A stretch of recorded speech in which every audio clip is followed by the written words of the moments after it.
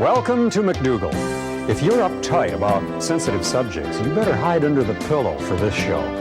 Hello, I'm Wayne Judd. And now, if you've got a chicken in the oven, he's got a bone to pick with you, Dr. John.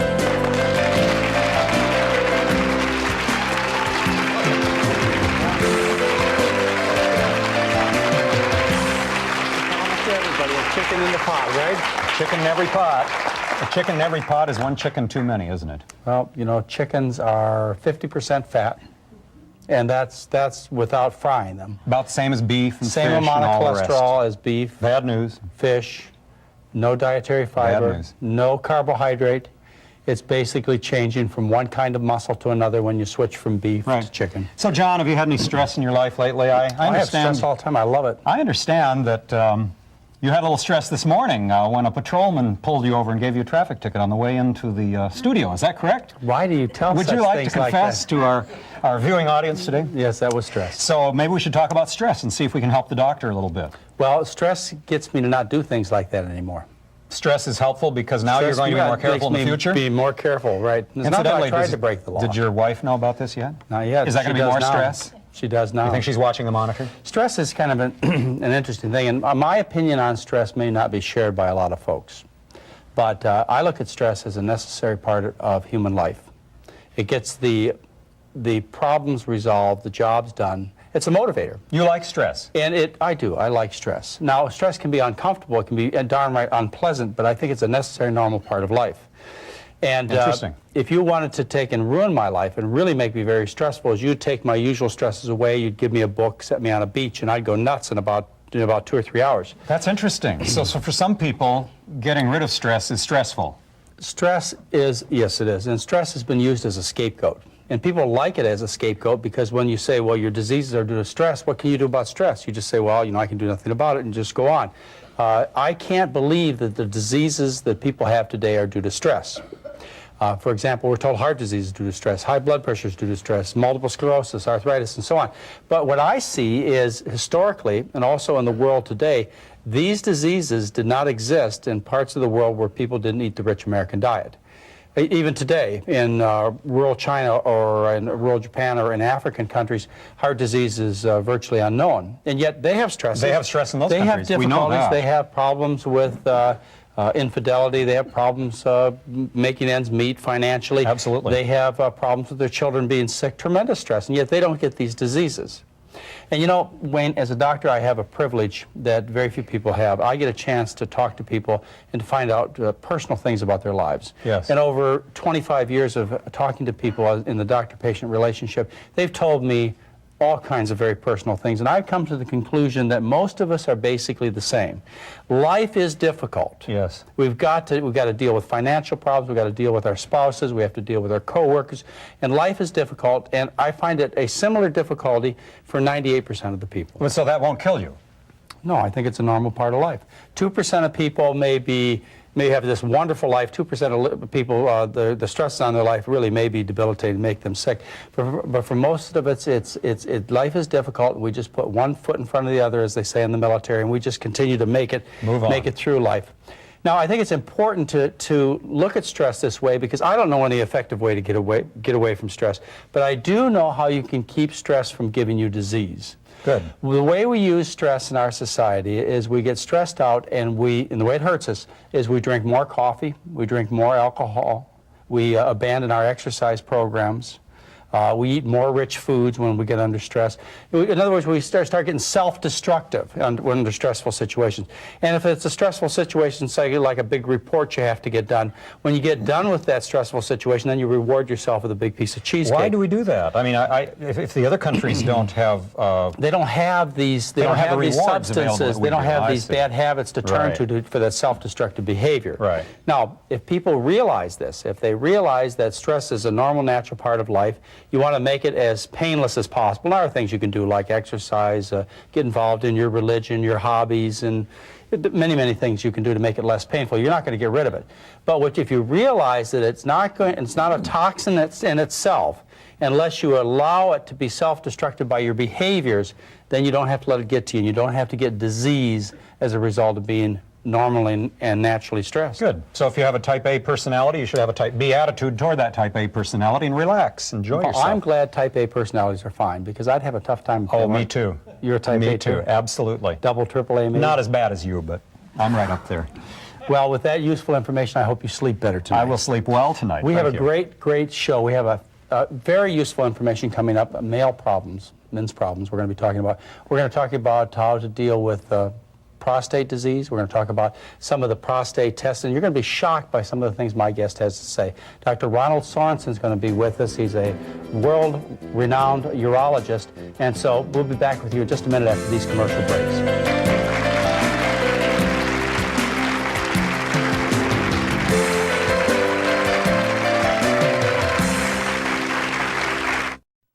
We learned English. Your kids can too. Just watch Hello Channel. I remember a time when I wasn't being very nice to one of the girls at school. I didn't think it was a big deal. But in one sentence, my mom helped me understand. She said, "Mija, you need to treat others the way you want to be treated." I thought about that a lot. I still do. Life's most important lessons are best learned in the home. A message from the Church of Jesus Christ of Latter-day Saints.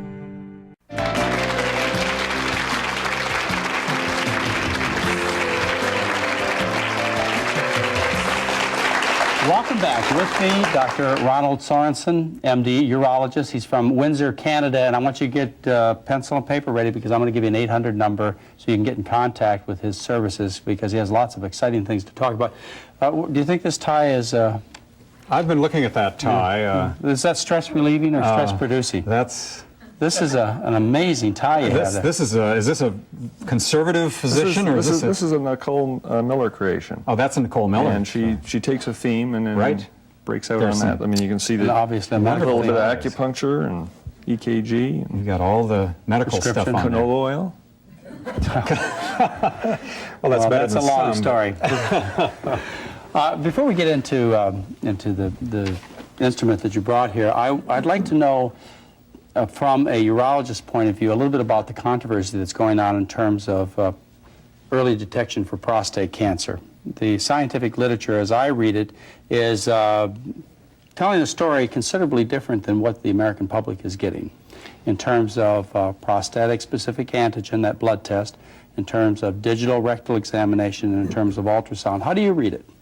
Well, I think that I think you've drawn obviously attention to it, but it's not so much a little controversy. There's a lot of controversy. A lot of controversy. And I don't think the final answer is in.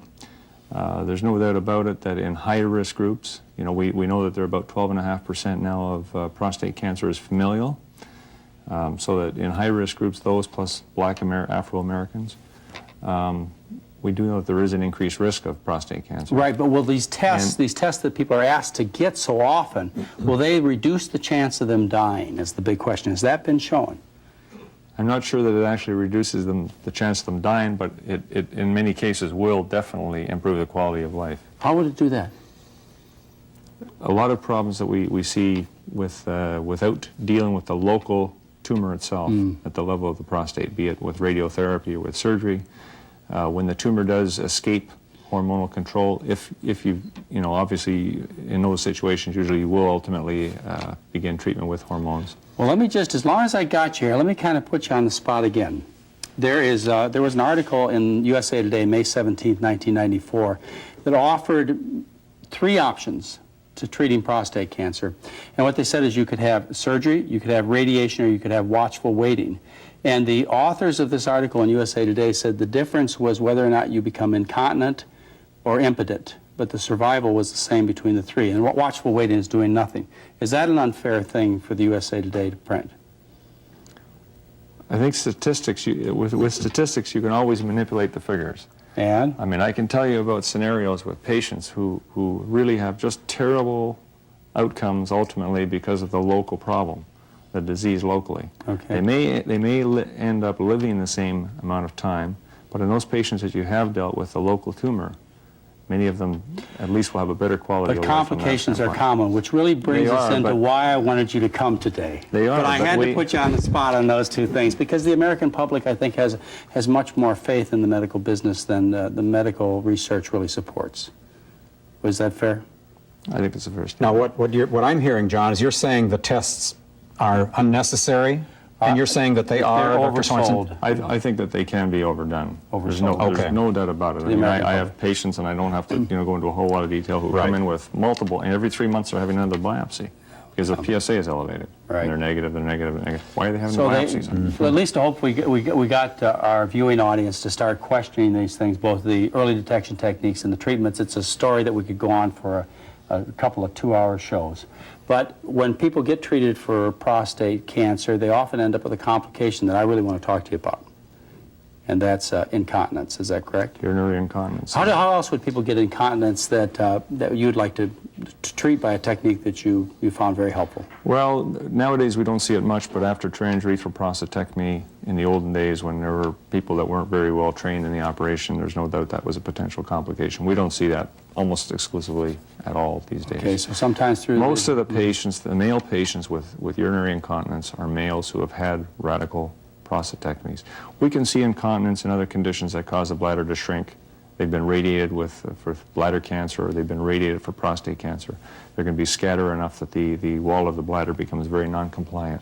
These ones are very difficult to deal So with. generally secondary to therapy, we get into the incontinence problem where they have to wear a diaper or a catheter. Is that right? That's correct. And that's Or all you can do? condom You or- can't fix it? Well, that's why I asked Dr. Sorensen to be here, because there is a way to fix it, a relatively simple way. Can you tell us how you go about doing this? Well, what we're talking about today is the use of a material called Teflon. We've all heard of Teflon and coating pans and so on. This is- Politics and other arenas. That's right. Yeah, right. In any event, here what we have is we have the Teflon, which is a relatively inert material that we can inject in and around where the sphincter normally is. Now, in radical prostatectomies, there are several approaches to it. We won't get into all the details. It can be an open procedure from above or another one from below called a perineal prostatectomy. Now, the urethral sphincter in the male is very, I think we can see out here, is just, here's the prostate. We're actually looking at it upside Yes, down, yeah. but here's the prostate here. When the prostate's been removed, there are some very important sphincters at the level of the bladder neck. Now, the sphincters keep Muscles. the urine from leaking out. Yes, That's they do. for the purpose, That's okay, right. and they get damaged. And the voluntary sphincter lower down. Well, these can get damaged, as Yes. you've mentioned. And as a consequence, there's nothing to resist the flow of urine. By using a cystoscope, which is just a telescope to introduce into the urethra, we see it in the diagram, through the side port, we can advance a very long catheter. This is a high-pressure system. Right. Teflon is a very, very viscous paste. And through this catheter, using the injector device, again, which is very high pressure, we can put the material, place it just around the urethra at the level of that sphincter. And restore continence. And increase resistance. Okay. Call You it- do this in Windsor, Canada. Is it done in parts of the United States, the same procedure? At the present time, it's not. It's not. So There people there were some research, in fact, a fair number of cases that were done as part of a research have to wait for approval. study. Or let me give you an 800 number. It's 1-800-668-8868. That's 1-800-668-8868 for a simple, relatively, compared to other treatments, relatively inexpensive way to do it. I want to thank you very much. I like your conservative approach. And when we come back, we're going to cook. Would you like to join us for this cooking segment? sure. Are you not in a rush to get back to Windsor? We'll be back after this commercial break.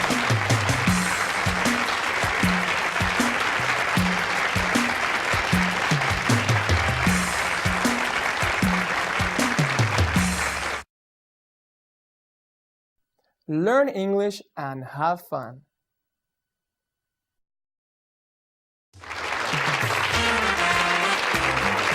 And welcome back. Joining us is Mary McDougall, the co-author of the McDougall books. Thank you very much for coming by the show. Well, I like to do this. It's You're fun to going cook. to demonstrate to Wayne and Ronald the way we eat. Dr. Sorensen, do you eat a vegetarian diet yet? Not yet. Not yet. I got the books. I This saw may- him walk off with your books, John. This may be your first introduction to this kind. Well, The recipe you picked is going to be an easy one for him, isn't it? It is, because seitan is a wheat gluten product, and it tastes surprisingly like meat. And looks an awful lot like meat. It looks an awful lot like meat you also. You could get fooled, to say the least. Seitan, tell them what seitan is. Seitan is wheat gluten, so it's the gluten part of the wheat, and it's all basically pretty much protein. And how do you get one of those seitans? Do you have to chase it down and actually, slaughter it? You can buy it already prepared, so you don't have to go to a lot of effort. You can also buy it in instant form in a box and make it up that way. And if you're really ambitious, you can buy whole wheat flour. Remember me doing that in the sink? Yeah. And you take the whole flour and put it in a big container and run cold water on it, and all the time you go like this with your hands, and pretty soon you end up with this glob of wheat gluten, and it's just this pretty clear, colorless product. Sounds awful. I'll buy the box. That sounds- the box, John. This looks a little bit more like Beyond it. roast beef. Beyond roast beef, it's called. Yes. Ready to use. And it's an easy transition food for people. Now we're talking about something that's extremely low fat, Yes. and it is quite high in protein, but it's used as a garnish, and no cholesterol, high fiber, and so very healthy.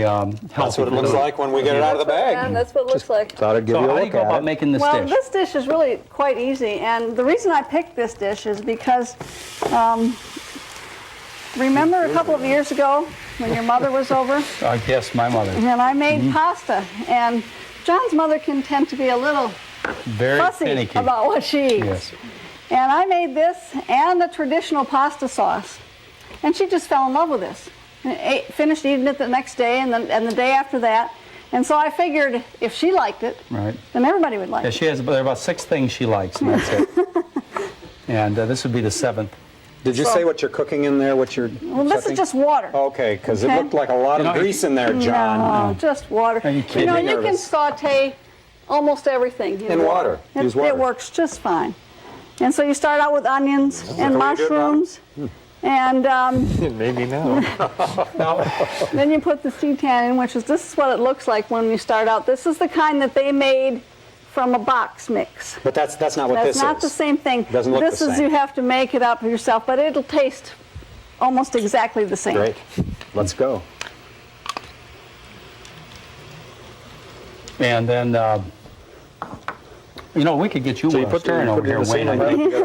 Oh, I'd be glad to stir. Okay. If you make it a half a pound, you just put I a do half like a pound to of stir. seitan in. Right. Now, Mary, yes. you can get these onions look brown Take my jacket off. in the finished product. Do you have any problem getting them brown? No, because this is going to cook for a little while. We will not be able to finish seeing Right. this cook. This will cook for about 45 minutes. No, I think a lot of people think that you have to have You have oil. to have oil to get your onions brown. That's Right. not true at all. You use a little bit of water, and as the water evaporates and you stir the onions tend to get brown because the water is evaporating, and they taste wonderful.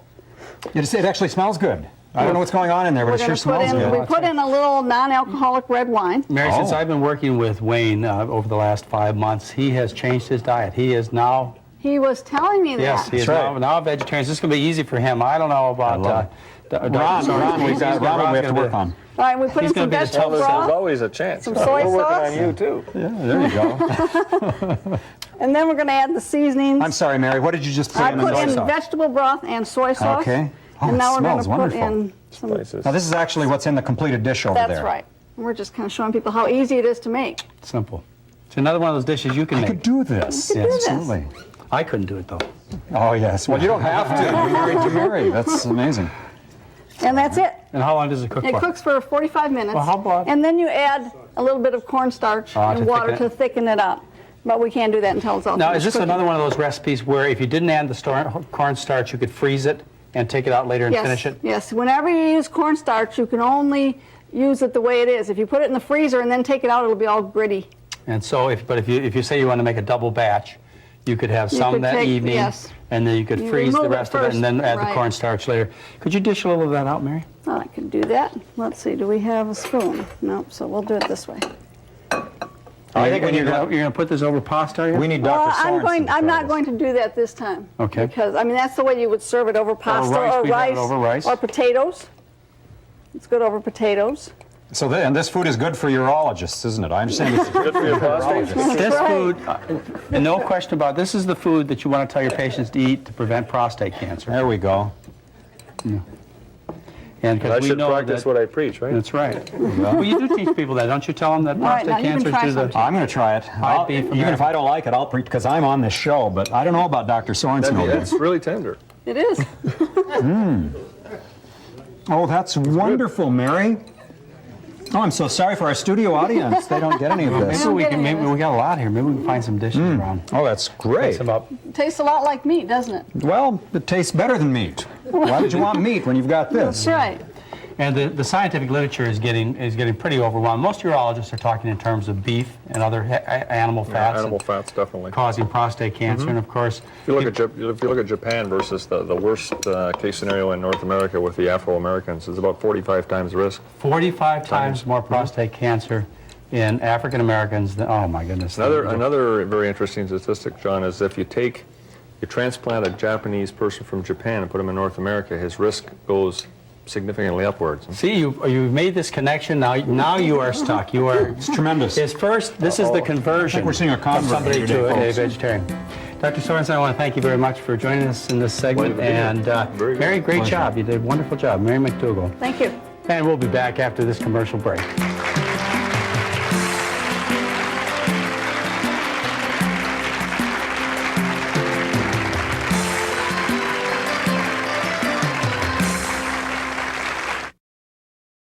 Why should you watch Hello Channel?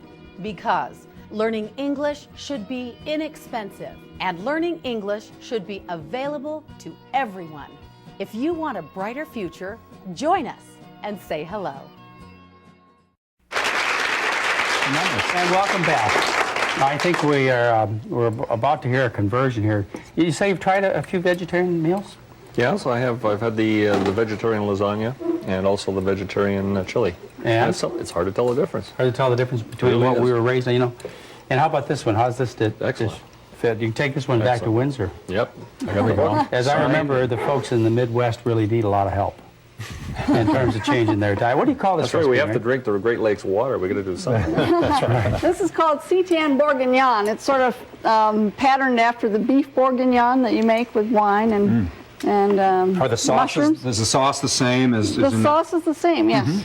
And just to give you a little plug, Mary, where can you get this recipe? You can get this recipe in the new McDougall cookbook. Which happens to be Mary's cookbook, yes. And That's great. You can get it in any of the bookstores, and along with 330 other recipes.